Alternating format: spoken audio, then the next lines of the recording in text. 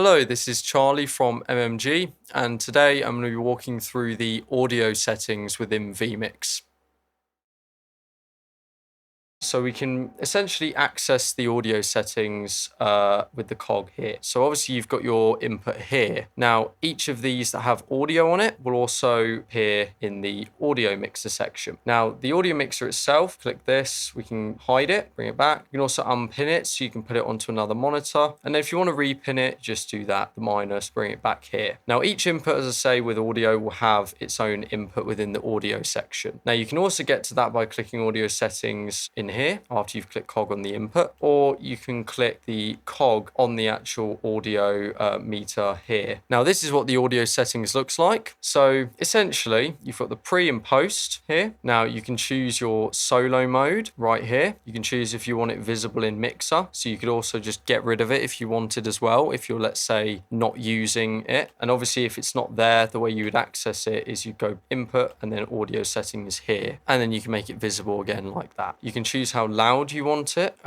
in terms of on your headphones, so for monitoring. Then up here, this tells you the format of the audio, the channels, so we've got all. You can also do separate mono as well. And then you get two separate faders for each different channel. And obviously as well, as you can see, you get separate gain as well. Now, there's also this automatic gain control. Now that will automatically, as you can see, gain the input up to a very high level, and it will constantly keep the input at that level. It's like an auto mixer. I wouldn't recommend using this a whole lot, but it can be maybe useful in certain situations, but it does gain the audio quite heavily. You can also add a set amount of gain as well. And obviously, as you can see, it tells you when the audio is clipping. Now, typically in VMIX, you want the audio to be sitting probably between sort of -18 and -12, -9. That sort of region is a very good, healthy level. So actually for this video, I probably would gain it by about 6 dB. And that's quite a healthy level right there. Maybe even 8, so that you get a little bit into this sort of light green territory on the actual meter. Now, you can also add delay. So we can add delay to the audio. So this is great for lip syncing cameras in a production, and obviously we can add a lot of delay, up to 20,000 milliseconds. You'll notice it also has this minus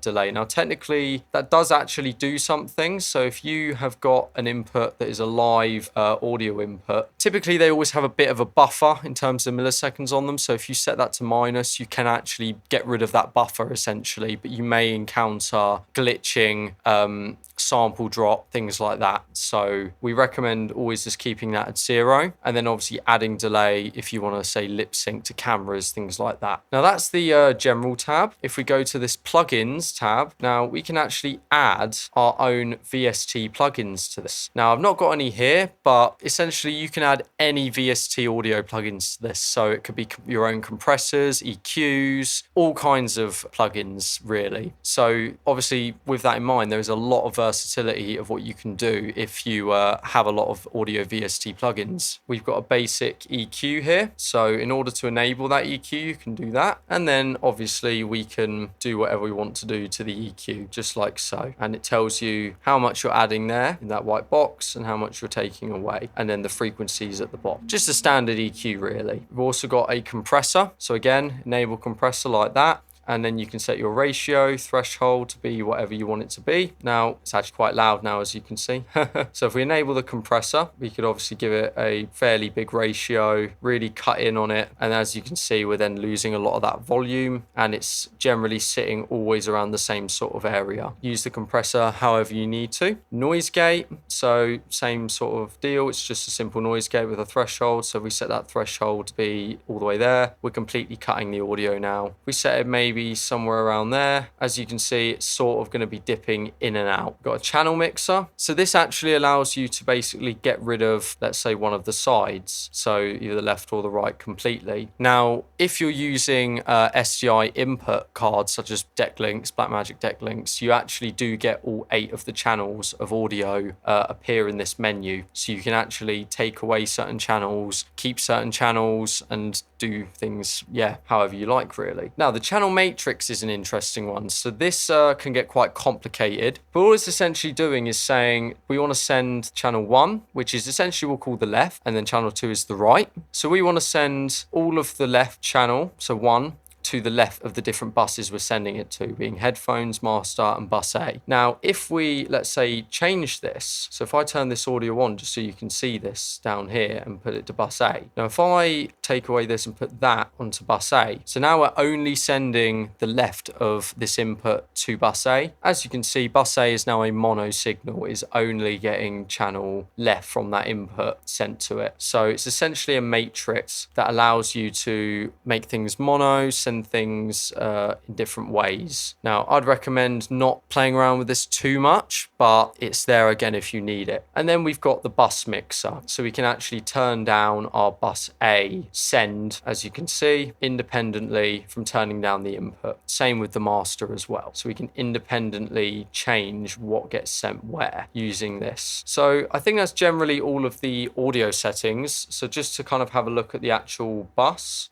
settings on here, there's a panner. So obviously if we do this, we pan the input and all of the sends, whatever way we decide to do it. This is obviously the volume control, and it gives you in decibels and percentage. Solo, which if you've got your solo bus set up correctly on your outputs, you can actually then solo this and you'll only hear that in your headphones when monitoring, and then take it away and you hear everything that you need to hear again. Obviously this is the auto mix. So if I turn this off, what the auto mix does is if I click here, it turns the audio on. The moment I take it out of the main, it turns the audio off. And then down here, these are your sends to different buses. So main and A, or master and A. Now, as I've mentioned in the main UI video, so there is an option, audio outputs, always show all bus buttons in audio mixer. So if I take that off, you can see these appear big. And I'm actually going to quickly just enable a couple of these inputs. Well, buses, sorry. VMIX will restart quickly. Cool. And as you can see, we've now got more buses. We have to scroll down. But as you can see, we can only see master A and B here. So if we change this setting, show all bus buttons in audio mixer, we can then see master A, B, C, and D. And I think it's just more useful to see all of your available buses here, especially if you're busing something to say bus D or E, and you can't actually see if it's going there. So you want to know straight away what's being bussed where and what's going on within your VMIX profile. Now, if you right click on here, you can also, as you can see, bus it to the different audio buses like so. So beforehand, the way you do it, so also you get that option show all bus buttons. So if I click it, shows them all, but you can't revert back to not showing them all, if you see my point. Now, you can obviously then, these buses would have been not visible when they were big. So that's why when you right click, you get the option to send them to those buses just like so. And then that button obviously turns the audio on or off. Now, the only other thing really is on your